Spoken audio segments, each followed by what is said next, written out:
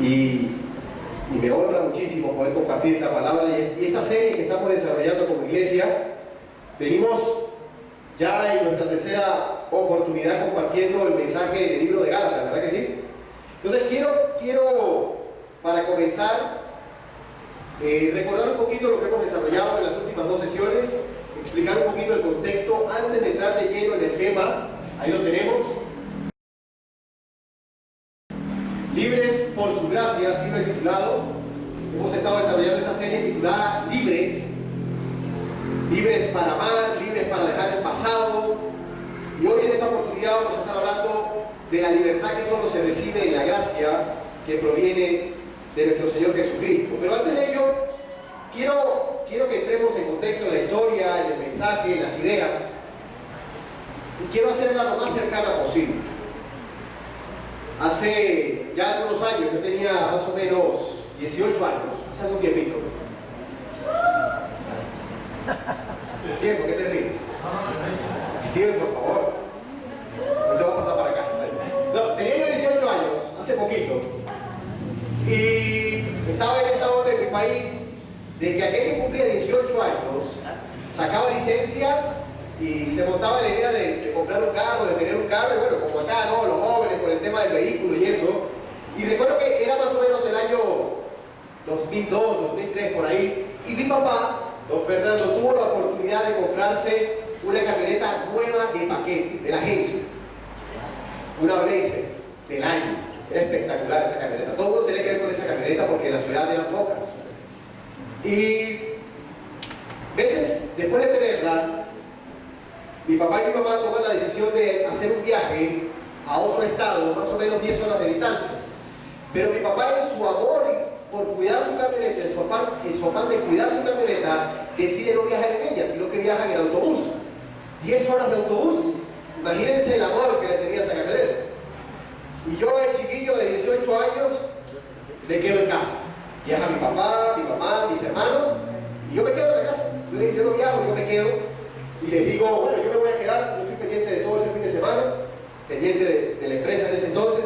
Y mi papá me dice una frase previendo aquello de 18 años: cuidado de tocar la camioneta. Yo no, tranquilo, ¿cómo voy a tocar la camioneta? Mi papá era tan cuidadoso con esa camioneta que yo sabía exactamente que hasta el kilometraje tenía anotado para evitar cualquier cosita, no voy a hacer que yo sacara la camioneta. Hasta medido el tanque de gasolina para ver cuánto tenía para que a su regreso. Y yo, bueno, no hay ningún problema, 18 años, yo no voy a sacar la camioneta. Lo cierto es que la historia, ellos se fueron un viernes, regresaban el lunes, pero el sábado de la noche toca la puerta uno de esos amigos, grandes amigos de uno. Toca la puerta, entran 2 o 3 a casa: Gabriel, ¿estás solo? ¿Te vas a quedar acá? ¡Qué bueno! O sea que hoy vamos a salir, hoy vámonos de fiesta. Y yo, no, yo me quedo acá en la casa, podemos hacer algo acá. Me dice, no, vamos a salir porque sé que tu papá dejó la camioneta y tú la vas a sacar. Y yo le dije, se volvió loco. Lo último que yo haría en mi vida hoy sería sacar la camioneta de mi papá. Pero de tanto da el cántaro, el agua al cántaro que lo revienta, empezaron: vamos a sacar la camioneta, vamos a sacar la camioneta. Y utilizaron una serie de psicologías para envolverme la idea de que yo no me atrevía a sacar la camioneta de mi papá.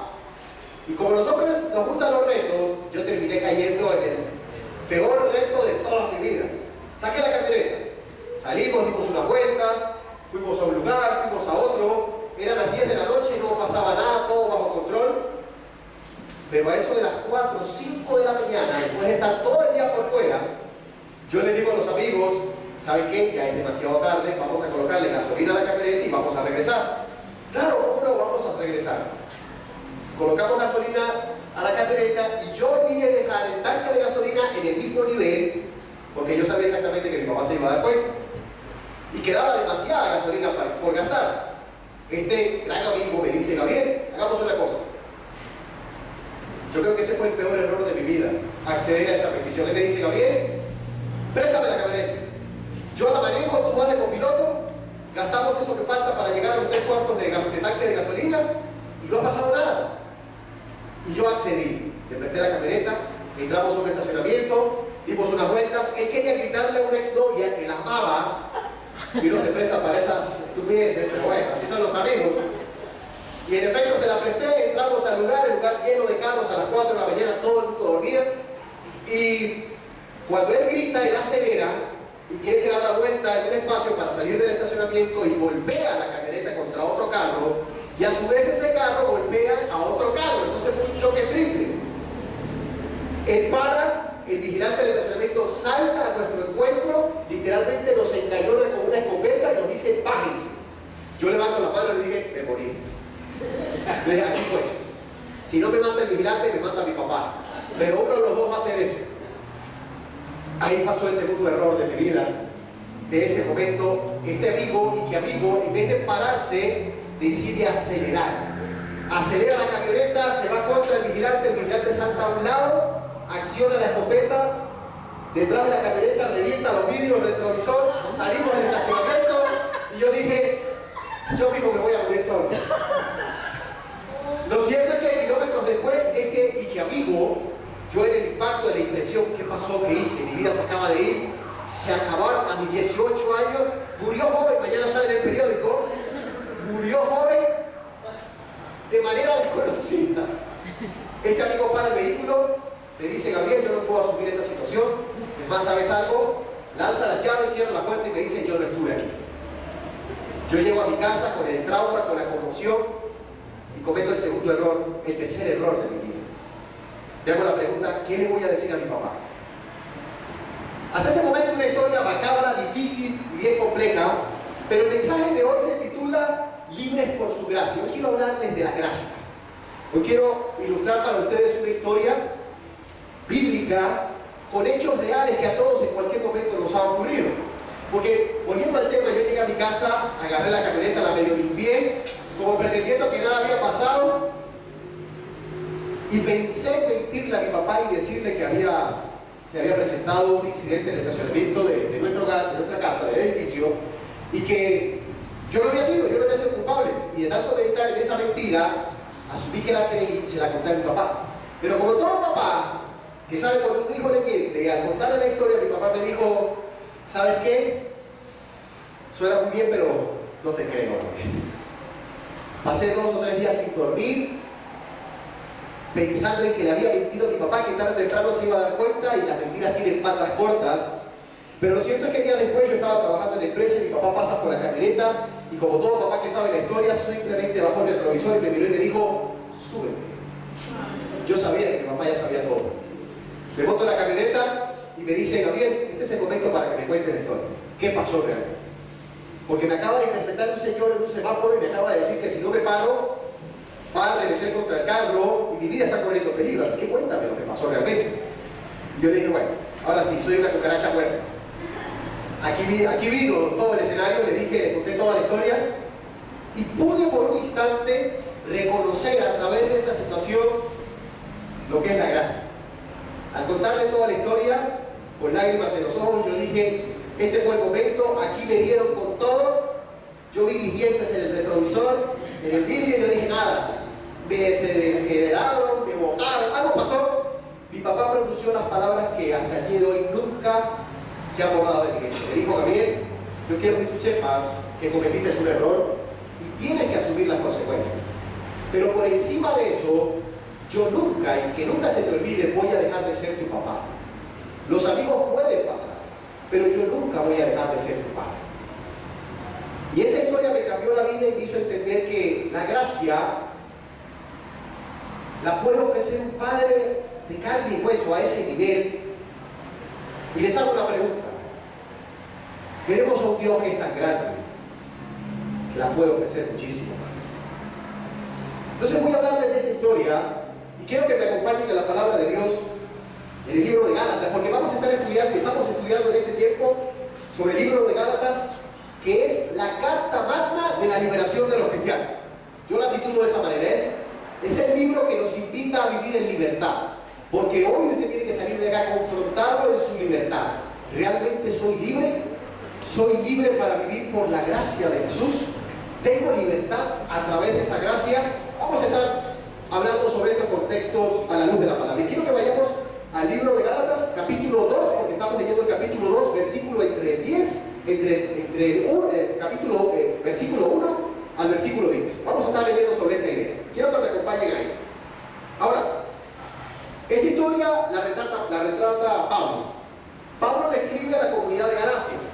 Y la comunidad de Galacia no era una iglesia, era un conjunto de iglesias que estaban teniendo un conflicto interno sobre si volver a la doctrina original, mosaica, legalista, o vivir bajo un nuevo concepto a través de la redención de Cristo Jesús. La situación se presenta de una manera controversial porque Pablo, a diferencia de las cartas anteriores, no entra saludando, sino entra literalmente con los tacos de frente, defendiendo su argumento, defendiendo su idea y diciéndole: un momento, cuidado con equivocarse. Sabemos que existe la ley, pero Jesucristo vino para llevar sus cargas, nuestros pecados, y poner a la ley en un segundo contexto y ahora poder vivir por la gracia, por esa gracia merecida. Entonces, vamos a leer lo que dice la palabra. Entonces, Gálatas 2, del 1 al 10, se lo leo para ustedes, dice acá. Luego, dice Pablo, 14 años más tarde regresé a Jerusalén, esta vez con Bernabé, y Tito también vino. Perdón. Esto es ese Tito. Sí. Y Tito también vino, dice acá. Fui a Jerusalén porque Dios me reveló que debía hacerlo. Durante mi tiempo allí, me reuní en privado con los que eran reconocidos como los dirigentes de la iglesia y les presenté el mensaje que predico a los gentiles. Quería asegurarme de que estábamos de acuerdo, porque temía que todos mis esfuerzos hubieran sido inútiles y que estaba corriendo la carrera en vano. Sin embargo, versículo 3, ellos me respaldaron y ni siquiera exigieron que mi compañero Tito se circuncidara, a pesar de que era griego. Incluso esa cuestión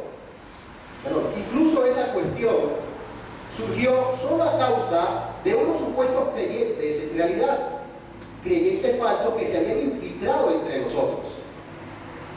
Se metieron en secreto para espiarnos y privarnos de la libertad que tenemos en Cristo Jesús, pues querían esclavizarnos y obligarnos a seguir los reglamentos judíos. Pero no nos doblegamos ante ellos ni por un solo instante. Queríamos preservar la verdad del mensaje del Evangelio para ustedes. Los líderes de la iglesia no tenían nada que agregar a lo que yo predicaba. Dicho sea de paso, su fama de grandes líderes a mí no me afectó para nada, porque Dios no tiene favoritos. Al contrario, ellos comprendieron que Dios me había dado la responsabilidad de predicar el Evangelio a los gentiles, tal como le había dado a Pedro la responsabilidad de predicar a los judíos. Pues el mismo Dios que actuaba por medio de Pedro, apóstol a los judíos, también actuaba por medio de mí, apóstol a los gentiles. De hecho, Santiago, Pedro y Juan, quienes eran considerados pilares de la iglesia, reconocieron el don de Dios, el don que Dios me había dado, y nos aceptaron a Bernabé y a mí como sus colegas. Nos animaron a seguir predicando a los gentiles mientras ellos continuaban su tarea con los judíos. La única sugerencia que hicieron fue que siguiéramos ayudando a los pobres, algo que yo siempre tengo deseos de hacer. Hasta aquí la historia. Esta es la porción de la palabra y retrata un incidente. Pablo está lejos de Jerusalén y por un instante es movido por el Espíritu Santo a subir a Jerusalén para defender el argumento más importante de la cristiandad en nuestros tiempos: la gracia. Dos cosas sencillas, no cualquier cosa. Pablo sube a Jerusalén, pero se prepara no en sus fuerzas, se prepara porque es enviado por el Espíritu Santo a defender este argumento. Primera idea en este momento. Ahora, pásalo 3. El amor de Jesús me hace libre y esto lo obtengo solo por gracia. La primera idea hasta este entonces. Quiero que hagamos un ejercicio. Quiero que ahí donde está, todos cierren sus ojos. Todos cierren los ojos. Porque quiero que comprobemos cómo es más fácil vivir por la ley que por la gracia. Cierren sus ojitos. Cuando yo les pida al contar 3, todos van a abrir sus ojos y van a contar en 10 segundos todos los objetos negros que vengan alrededor de este lugar. Todos los objetos negros que vengan alrededor de este lugar. Entonces, a la cuenta de 1, a a la cuenta de 2 y a la cuenta de 3. Abran sus ojos y empiecen a contar. 1, 2, 3, 4, 5, 6, 7, 8, 9 y 10. Hasta ahí. A ver, ¿alguien contó más de 5? Levante la mano. Ok, ¿alguien contó más de 10? Levante la mano. ¿Más de 15? Bien, ¿más de 20? Sofía, ¿más de 30? 25. ¿Más de 30, Caro? Ah, Caro contó todas las sillas. En 10 segundos contaste bien. Qué buena para contar. Claro, Caro está atrás. Pero no sabe cuántas hay. Ella sabe cuántas hay. Ok, la pregunta para Caro. Caro, ¿contaste 30 objetos negros? O alrededor de 30 objetos negros. Yo quiero que me digan cuántos objetos blancos contaste. ¿Cuántos blancos contaste? ¿Ninguno? ¿Cuántos blancos vistes? ¿Solo uno? Sería 1 contra 30. Más o menos ese es el argumento. ¿Por qué les hago este ejercicio? Porque cuando yo me enfoco solo en lo negro, solo en una cosa, es muy difícil poder percibir el entorno. Exactamente pasaba en ese momento con la comunidad de Galacia. Para ellos era muy fácil basarse en argumentos lógicos como la ley que empezar a vivir por la fe que viene a través de la gracia, porque no la veían en ese momento. Eso exactamente nos ocurre hoy, en nuestros tiempos. Es mucho más fácil vivir por la ley que vivir por la gracia. Porque la ley, como todos bien sabemos, son argumentos que tenemos que cumplir para alcanzar algo. Si yo atravieso un semáforo en rojo, infringo la ley, tengo consecuencias. Entonces decido no infringir la ley, no cruzar el semáforo rojo. Que bueno, hay algunos loquitos que sí lo atraviesan. Ahora, vivir por la fe nos invita, vivir por la gracia nos invita a dar pasos de fe. Aunque yo no lo vea, aunque yo no lo perciba, o aunque no me lo estén diciendo, yo sé que hay algo que tengo que hacer. Entonces, hoy vamos a evaluarnos a la luz de la palabra de Dios si estamos viviendo por la ley o por la gracia. Porque podemos estar en pleno siglo XX, año 2018. Más de 2000 años han pasado después de esta historia. Pero es muy probable que dentro de nuestras iglesias, todavía, como cristianos, sigamos inmersos en un contexto de ley y lo de gracia. Surge el siguiente argumento. Pablo relata los detalles de su viaje. 14 años antes, 14 años después. La historia dice que Pablo regresa a Jerusalén, pero no con un enfoque como el normal, que era ir a ayudar a la iglesia porque estaba pasando por necesidad. Todos sabemos muy bien que después de la ascensión de Jesucristo, la iglesia primitiva en Jerusalén comenzó a pasar mucha necesidad. Se presentó tiempos de escasez, tiempos de hambre, y la iglesia tuvo que ponerse de acuerdo. Pero Pablo en esta subida a Jerusalén no va a apoyar económicamente, no va a ayudar en las necesidades físicas, va a trabajar en defender la doctrina de la gracia. Esa es la primera idea con la cual Pablo sube a ese lugar. Pero Pablo no va solo. Pablo va con Bernabé, su apoyo directo, su gente, su equipo, y se va con Tito. Y yo quiero pedirle un favor a Steven que me acompañe acá. Tito me va a ayudar en esta noche, Steven me va a ayudar a representar un poco la idea que quiero transmitirles. Porque quiero que conozcan a nuestro Tito en este lugar. Tito es un griego, ¿sí? Un hombre griego que acaba de experimentar una conversión profunda con Jesucristo. Pero Tito acompaña a Pablo a Jerusalén, a una iglesia que está tan arraigada en una doctrina de ley que cuando lo ven, ¿saben qué dicen? No, usted no puede ser cristiano. A ver, ¿usted puede subir la manga? ¿Se pueden ver los tatuajes? Entonces, la gente de Jerusalén lo ve y dice, tatuado, por favor, eso no es digno de un cristiano. Bajito y rapadito, menos. Ahora, ¿por qué les explico esta idea? Porque vivimos en tiempos en donde como cristianos es muy fácil juzgar a alguien a través de la ley. Pero ¿cómo nos cuesta como cristianos amarlo a través de la gracia? Entonces la primera idea, el amor de Jesús me hace libre y esto lo obtengo solo por su gracia. Ahora la pregunta es, ¿qué es la gracia? Hay tratados, hay libros que hablan a profundidad sobre la gracia. Y la primera idea que yo le transmití al comenzar fue la historia que yo viví con mi papá. Si mi papá, aún sin ser cristiano en ese momento, teniendo toda la rabia y toda la impotencia y todos los argumentos para decirme que eres el peor, no me juzgó, me permitió vivir con las consecuencias, pero aún así no me dejó de amar, ¿cuánto más lo puede hacer nuestro Señor Jesucristo y nuestro Padre Celestial, que es perfecto en su totalidad? Eso es gracia, eso es vivir por la gracia. El problema es que como seres humanos no asociamos la gracia, no aterrizamos la gracia en nuestras vidas. Entonces, vuelvo al contexto. Tito llega y se presenta en el concilio, lo llamaron el concilio de Jerusalén. Una gran reunión, así como la que estamos acá, todos muy reunidos, y llegó Tito.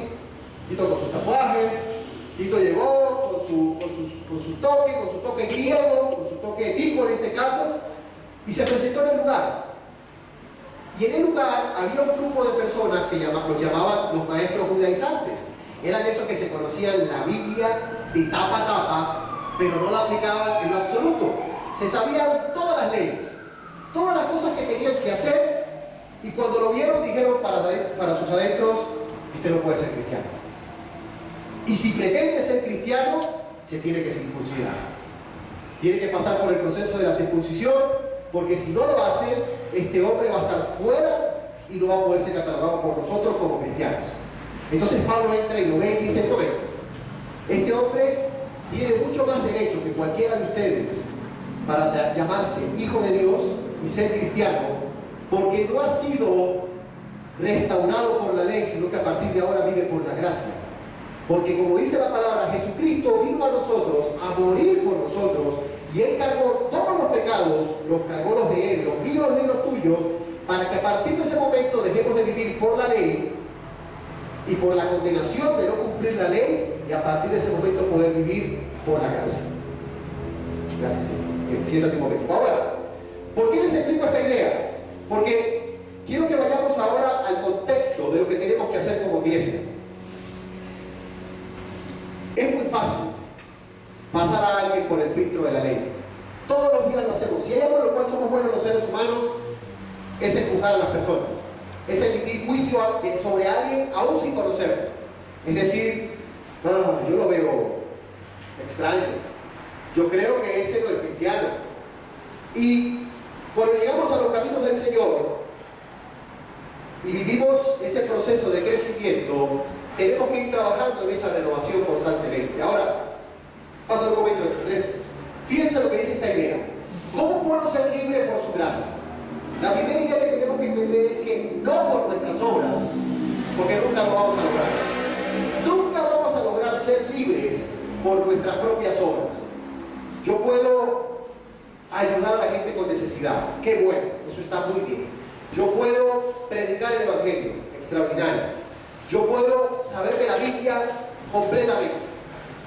Pero si no comprendo que a través de la gracia puedo ser libre, difícilmente voy a salir de ello. Muchos cristianos, y esto nos ocurre mucho en el contexto cristiano, viven un cristianismo de apariencias. Viven prometiéndole a Dios que no van a pecar más, que van a vivir en santidad, y viven lo que se llamaría un fracaso de una promesa buena. Muchos se comprometen después de los sermones, después de los servicios, después de la actividad de la iglesia: sí, lo voy a hacer. Pero a muchos nos pasa lo que le ocurrió a Pedro. Porque Pedro, cuando negó a Jesucristo 3 veces, Jesús le dijo antes de ello: me vas a negar. Jesucristo ya lo sabía, y para ello le extendió la gracia, para que él supiera que aún así, cometiendo ese error, él lo iba a perdonar. ¿Qué le pasó a Pedro? Pedro se dejó atacar por esa idea. Y muchas veces como cristianos eso nos ocurre en estos tiempos. Pero gracias a Dios que existe la gracia. Porque la gracia nos las entregó Dios no dentro de un tiempo finito. No para el pecado que cometimos en el pasado, no para el pecado que cometemos en el presente ni en el futuro. Porque Dios no se rige por el tiempo nuestro. Dios no se enmarca en nuestro tiempo, se enmarca en el de Él. Ahora, nos cuesta a veces entender la gracia como cristianos, porque sentimos que cometemos errores y volvemos a sus pies. Nos arrepentimos, volvemos a caminar en el cristianismo y volvemos otra vez a pecar y volvemos a caer. Entonces llega un momento en que el enemigo nos ataca y nos dice: dice, ya de esta no te va a perdonar. De esta no sale, Javier. Lo mejor que puedes hacer es dejarle orar. Lo mejor que debes hacer es dejarle buscarle. Lo mejor que debes hacer es dejarle asistir a la iglesia. Y a muchos les ocurre, mejor dicho, a muchos nos ocurre que después de servir al Señor, ayudar al Señor, trabajar en las cosas del Señor, creemos que nos valemos de ese argumento para cometer errores. Y la palabra dice que el que esté arriba, que se cuide de no caer. Y muchos cristianos caen, y entre más alto el golpe es más duro, y de ahí no se levantan, y ahí se quedan. Pero gracias a Dios que existe la gracia que nos permite volvernos a levantar. Entonces, la idea central de hoy, ¿cuál es? ¿Soy libre por su gracia? Verdaderamente soy libre porque el enemigo buscará suplantar tu idea del sacrificio de Jesús. El enemigo siempre te va a decir, tú no eres apto para poder llamarte cristiano. Eso mismo le dijeron los maestros judaizantes a Tito, y con ellos se lo dijeron a Pablo. Él no es apto para poderse llamar cristiano. Él tiene que circuncidarse para poder entrar dentro de la ley mosaica y poder ser llamado hijo de Dios. Pero Pablo demuestra con hechos concretos que no necesitamos a la ley, sino que necesitamos a la gracia. La gracia que nos perdona, la gracia que nos restaura y la gracia que nos salva. Luego dice el argumento, dice, para el perdón de tus pecados, o te atacará para hacerte creer indigno de ello. Porque eso normalmente son los argumentos que el enemigo levanta contra un cristiano. Tú no eres digno. Cometiste un error, es mejor o será mejor que no te acerques a Dios. Porque ya no te va a ver igual. Porque ya su hijo murió por ti. ¿Qué esperas? ¿Que muera una segunda vez? No lo va a volver a hacer. Entonces, ¿por qué Dios instaura la gracia? Porque Dios en su tiempo infinito sabe exactamente cuáles van a ser nuestros errores. Dios sabe exactamente que vamos a pecar. Pero aclara el punto. Esto no es el salvoconducto para decir, bueno, ya que Dios me va a perdonar, lo voy a volver a hacer. La gracia no es eso. La gracia no es una licencia. La gracia es un favor inmerecido. Y por eso Jesucristo vino a esta tierra para morir por nosotros. Sigo con la idea. Pasa 3. Sigo con esta idea. La religiosidad me condena a un ritual, pero la gracia me perdona y me hace libre. Los maestros judaizantes estaban levantando ese argumento porque ellos querían desviar la atención de Pedro sobre la gracia. Ellos dijeron, este argumento de Pedro es desviado, es torcido y va en contra de la ley mosaica. Por ende, Tito se tiene que circuncidar, si no, no va a poder ser llamado hijo de Dios.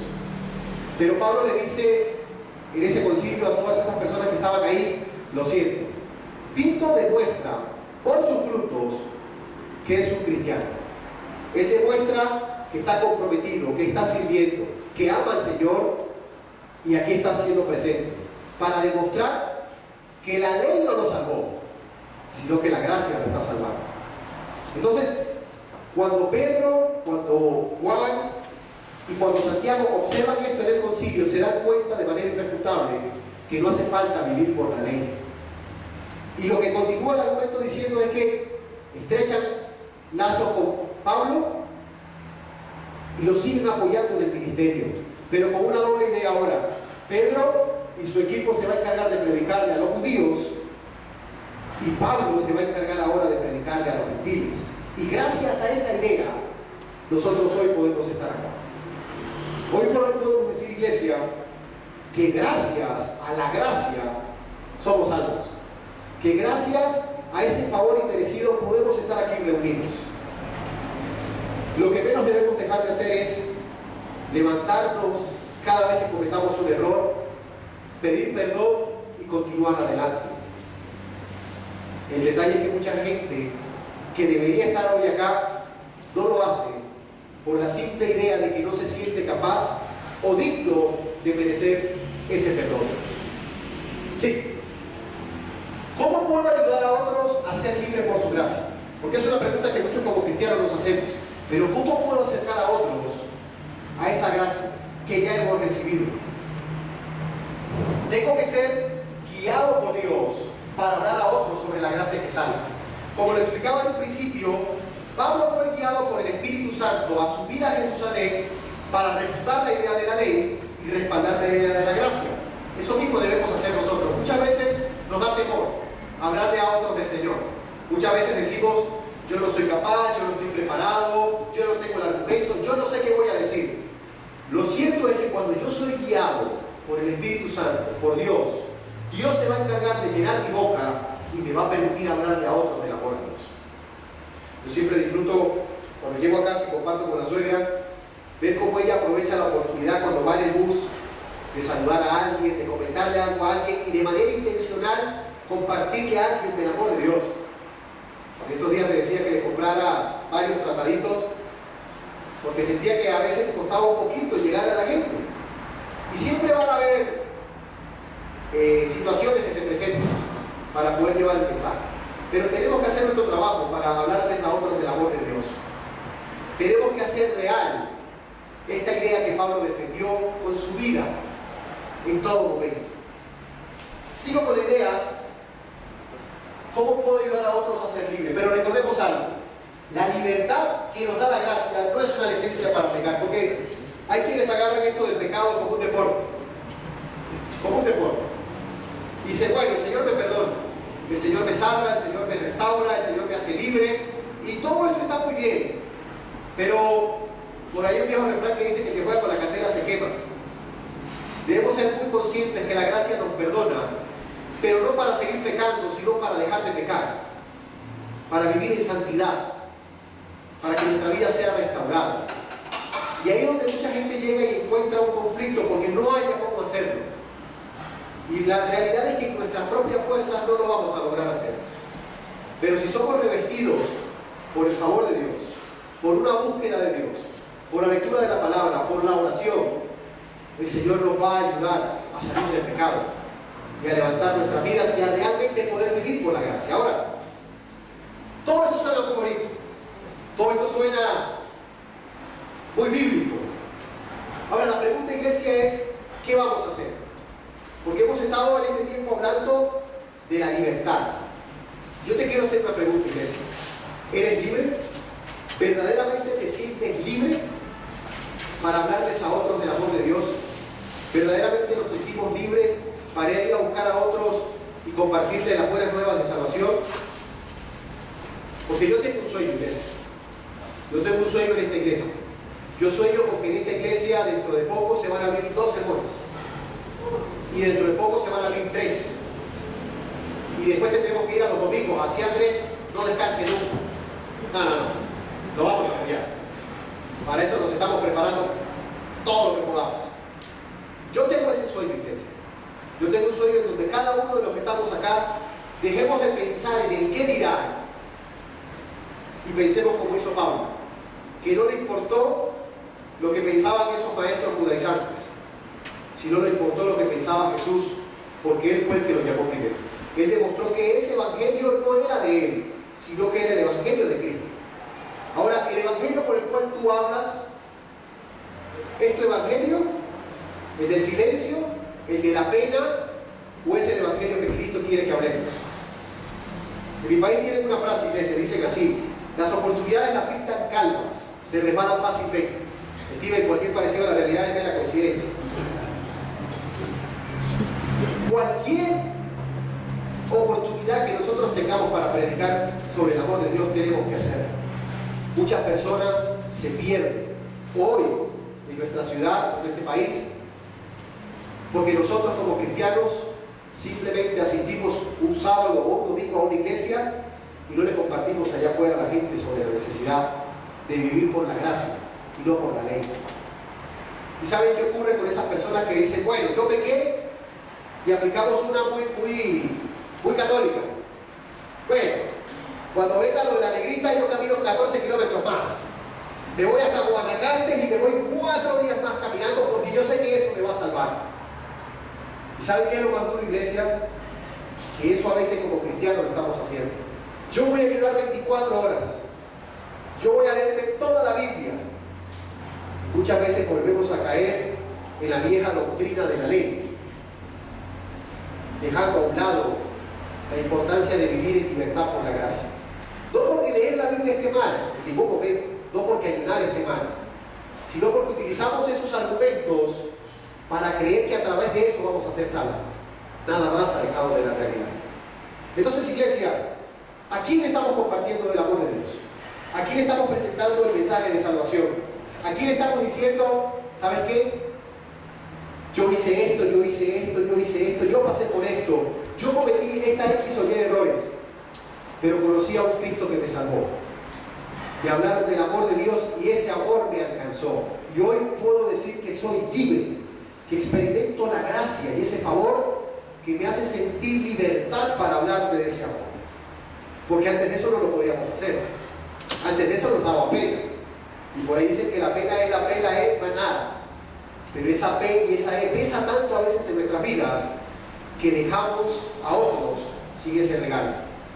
Iglesia, la gracia es un regalo. La gracia es un regalo que ninguno de nosotros podemos pagar.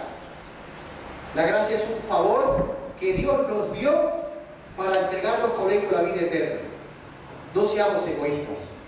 Hablemosles a otros de esa gracia. Compartámosle a otros, si es que le amamos, de ese amor. Les comparto otra historia personal.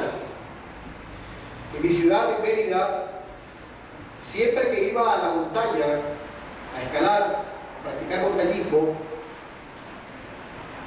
mi familia se ponía muy nerviosa. Mi papá y mi mamá se ponían muy nerviosos porque yo tenía la mala costumbre de irme solo.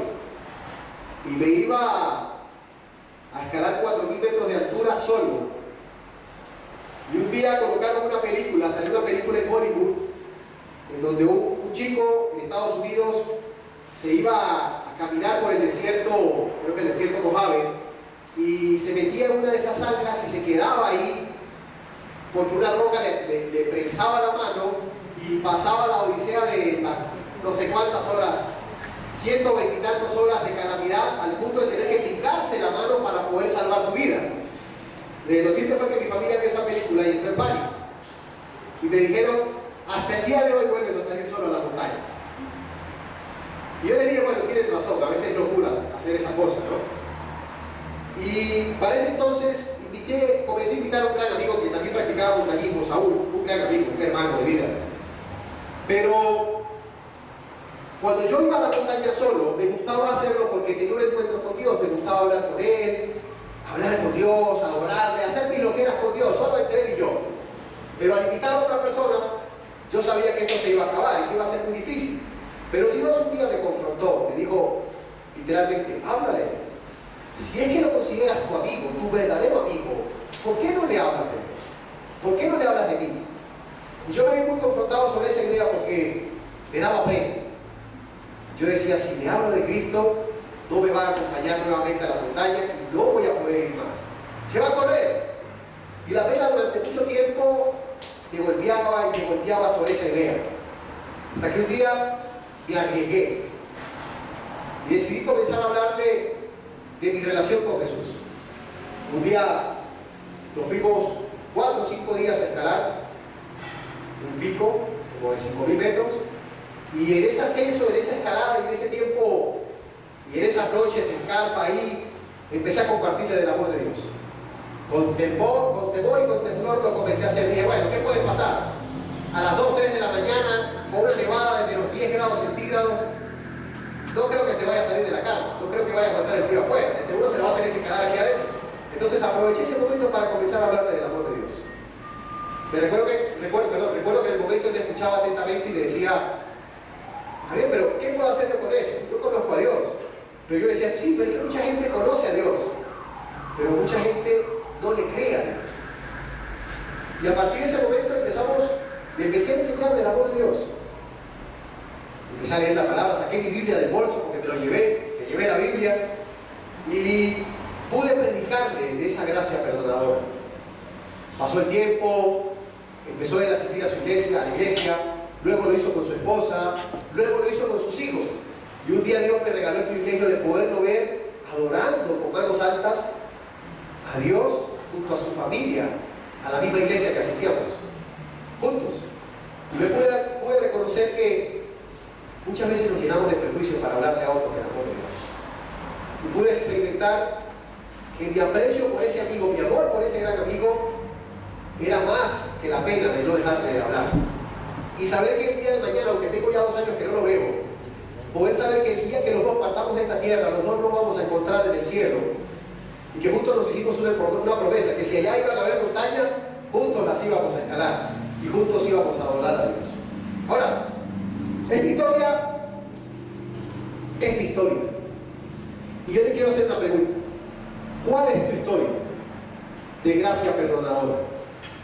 ¿Cuál es la historia que estás compartiendo a otra persona hoy al salir de este lugar? Así como lo hizo Pablo, que se atrevió a enfrentarse a gente conocedora de la palabra, que fue cuestionado, que sintió temor, que pensó en sentirse seguro antes de decir cualquier otra cosa, que se llevó a Pablo, se llevó a Bernabé, se llevó a Tito, con todo el tatuaje, se lo llevó. Y aún así, por encima de eso, demostró que la palabra de Dios se cumple, que Jesucristo vino a esta tierra a morir, no por los que creyeron de la ley, sino que además de ellos, por los que viven en gracia y en la gracia perdonadora. Te quiero plantear un reto, iglesia. La primera idea,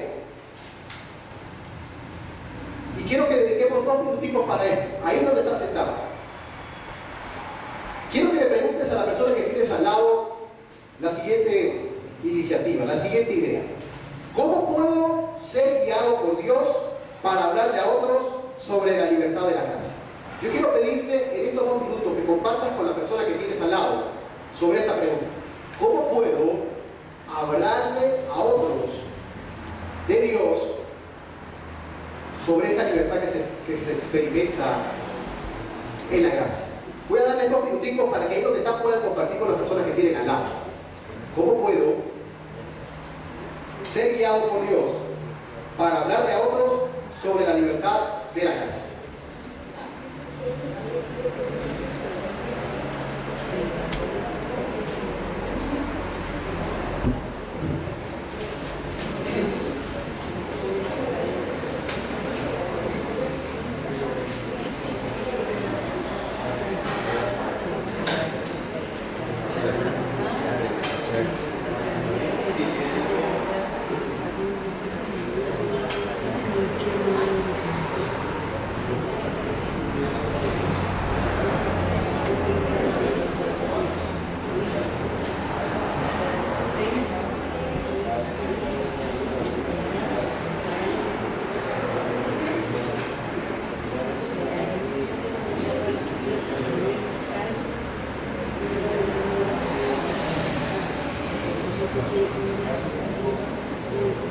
Muy bien, iglesia.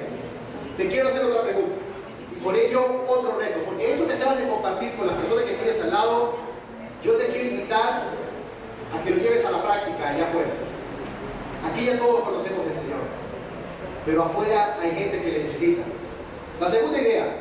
¿Cómo puedo vincularme a Familia BCP para invitar a otros en mi comunidad a que vivan la libertad de la gracia de Dios? Quiero que compartas con la persona que tienes al lado sobre esta pregunta. ¿Cómo puedo vincularme a esta iglesia, a Familia BCP, para invitar a otros en mi comunidad a que vivan la libertad de la gracia de Dios? ¿Cómo me puedo vincular acá? ¿Qué cosas puedo hacer? ¿Qué cosas puedo hacer para invitar a otros? Apoyar en un ministerio, constituir un nuevo ministerio, invitar a alguien, y no invitarlo por un mensajito, no, irlo a buscar y traerlo, y después volverlo a llevar. Si es posible, invitar a una cenita, porque barriguita llena, corazón contento, ¿verdad que sí? Quiero invitarte y quiero desafiarte sobre esa idea de iglesia, porque yo tengo ese sueño. Yo sueño que esta iglesia va a crecer, y no va a crecer por número, sino por las personas que se van a disponer y van a disponer sus corazones a servir a otros. Y eso va a ser un resultado transformador. Y la tercera idea es para cada uno de los que estamos acá. Esta pregunta es para ti, para cada uno, para ti, para ti, para ti, para cada uno. Dice así: ¿qué áreas de mi vida necesito a Jesús para ser libre por su gracia? ¿Qué áreas necesito que Jesús trabaje en mi vida para finalmente poder ser libre de su gracia? gracia. Y ahí te quiero pedir que te pongas de pie. Quiero pedirte que te pongas de pie, iglesia, porque quiero cerrar con esta idea.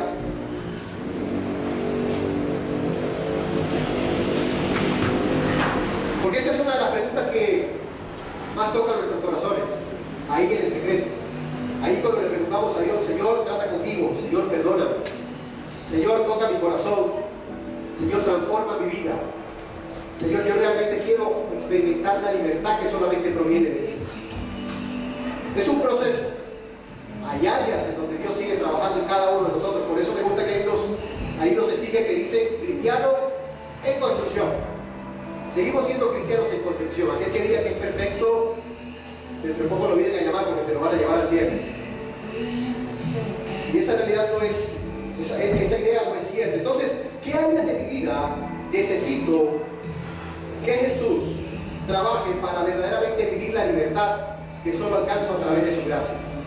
Yo quiero que ahí donde estamos, quiero invitar a toda la iglesia a que hoy nos pongamos a cuenta con el Señor. A que hoy le podamos decir, Señor, yo sé que tú has muerto en esa cruz por mí. Yo sé que tú te entregaste en esa cruz por el perdón de mis pecados. Yo sé que tú diste tu vida para que yo pudiera tenerla y poder con ello alcanzar la vida eterna. Pero hoy te quiero pedir, iglesia, que oremos. Que oremos al Padre sobre esa gracia que nos liberta, sobre esa libertad que solo se experimenta a través de esa gracia perdonadora. Amado Dios, en esta noche nos presentamos delante de tu altar, Señor. Y así como Pablo fue guiado por medio del Espíritu Santo para declarar esas palabras por las cuales hoy estamos acá, nosotros te queremos pedir, Señor, que nos ayudes. Seguimos siendo cristianos en construcción, Señor. Reconocemos en esta noche que hemos pecado contra ti, Señor, que cometemos errores todavía. Aún cuando te conocíamos desde hace tiempo, Señor, aún hoy por hoy, Señor, seguimos volviendo a cometer esos errores de un principio, Señor. Pero hoy sabemos, Papito Dios, que tenemos tu gracia, no como una licencia, Señor, sino como un regalo que tú nos entregas para el perdón de nuestros pecados, Señor. Sabemos que tú viniste a esta tierra, Señor, para dejar a un lado esa ley que nunca podríamos alcanzar, que aunque trabajáramos en pro de ella, nunca podríamos completarse. Pero te damos gracias, Jesús, a ese sacrificio por el cual hoy somos perdonados. Ayúdanos, Señor. Trabaja en nuestras mentes, en nuestros corazones. Y si en algún momento nos hemos sentido justificados, ayúdanos a cuidar eso. Ayúdanos a cuidar tu gracia con temor y con temblor, como dice tu palabra, a atesorarla en nuestras mentes. Ahí en el secreto donde nadie nos ve, en donde creemos que no cometemos error, pero podemos estar pecando en contra tuya, Señor.